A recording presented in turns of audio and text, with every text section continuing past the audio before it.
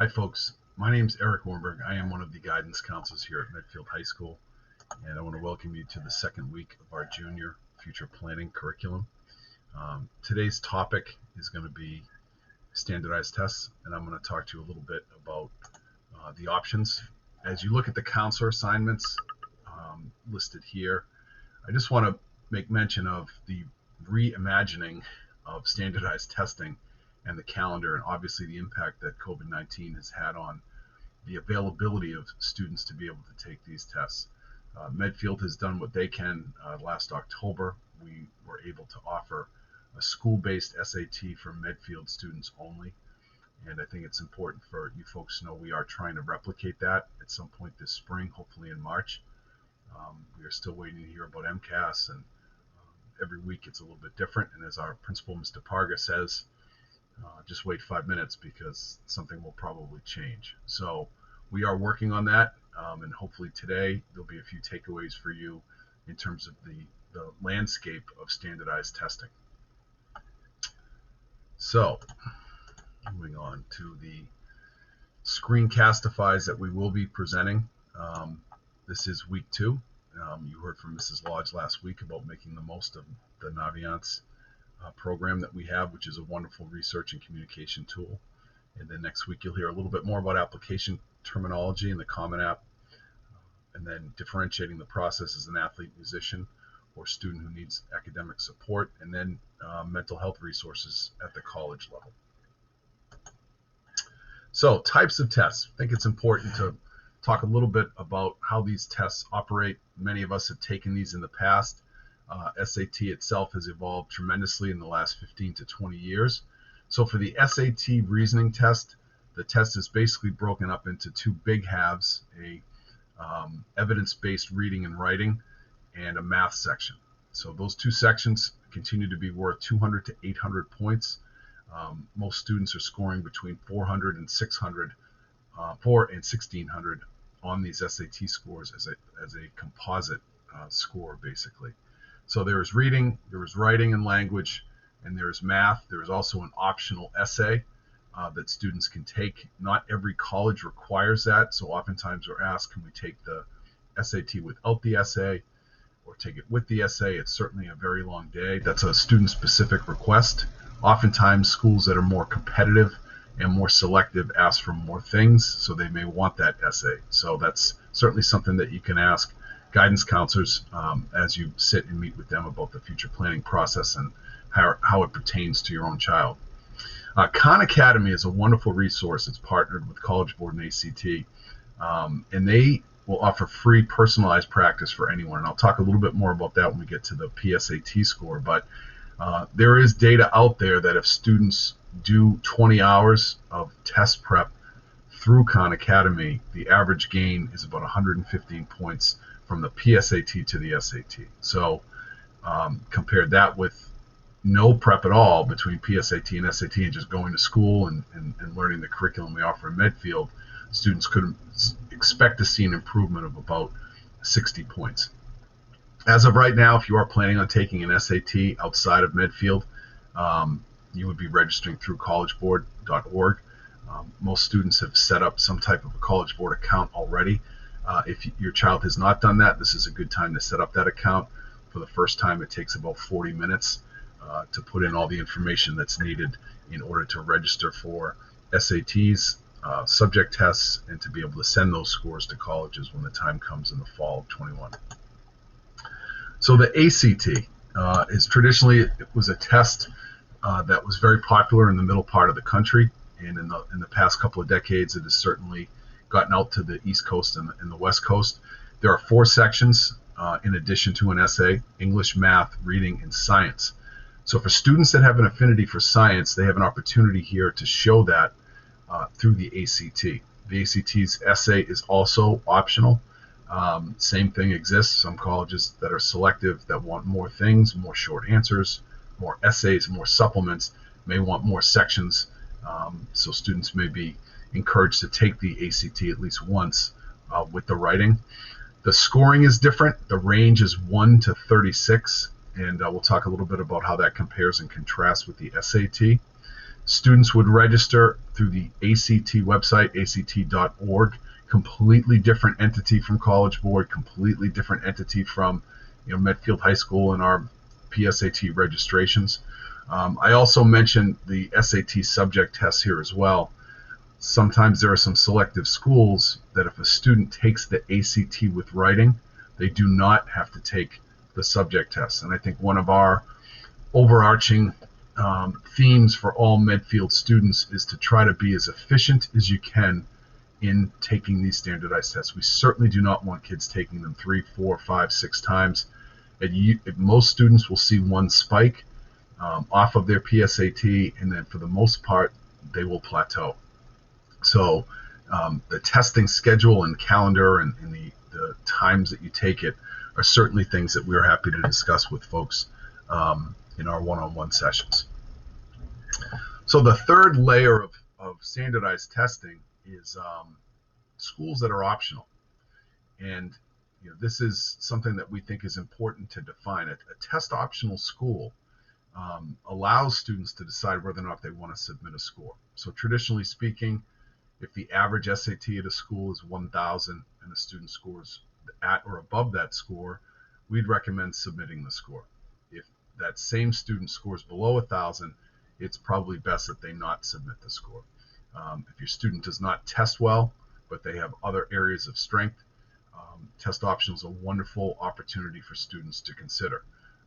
Just like a student who's an athlete or a musician or has some other type of skill set that may be helping them along in the admissions cycle, if the test doesn't, then many schools will allow you to opt out of that.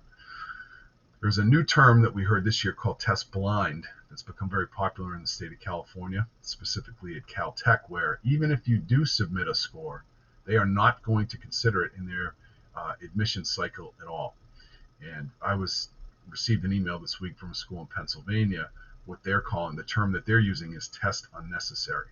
And those schools will not consider a score even if it is sent and it is not a part of their specific college admissions process. So just some important definitions as, again, you navigate the test that you want to have your kids take and the schools that may or may not require them.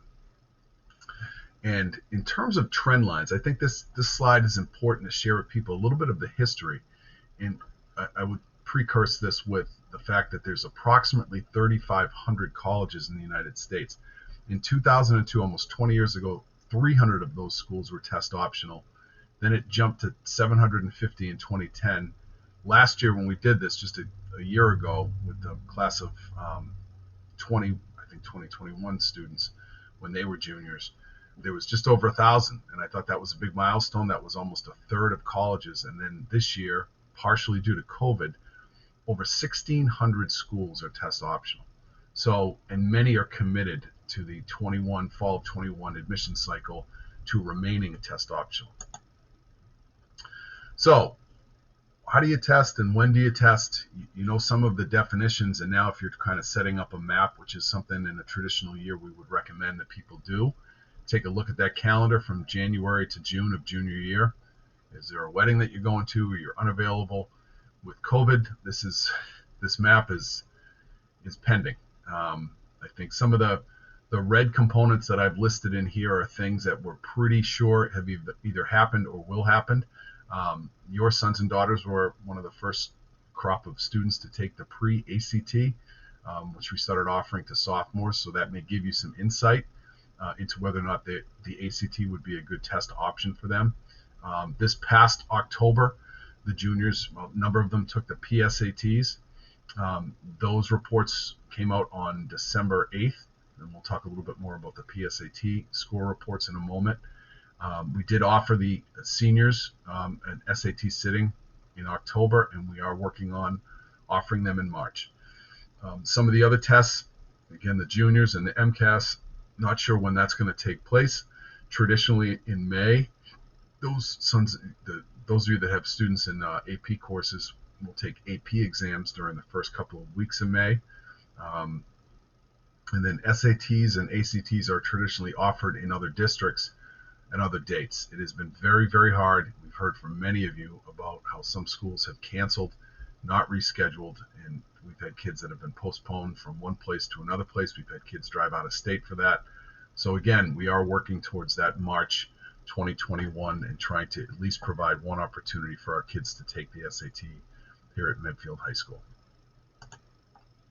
So I mentioned the concordance charts. If you do have a child that takes an SAT or an ACT and you'd like to know how that translates on the other side of the ledger, this scale was put together in 2018, which is just after SAT kind of adjusted the test itself to make it more evidence-based reading and writing.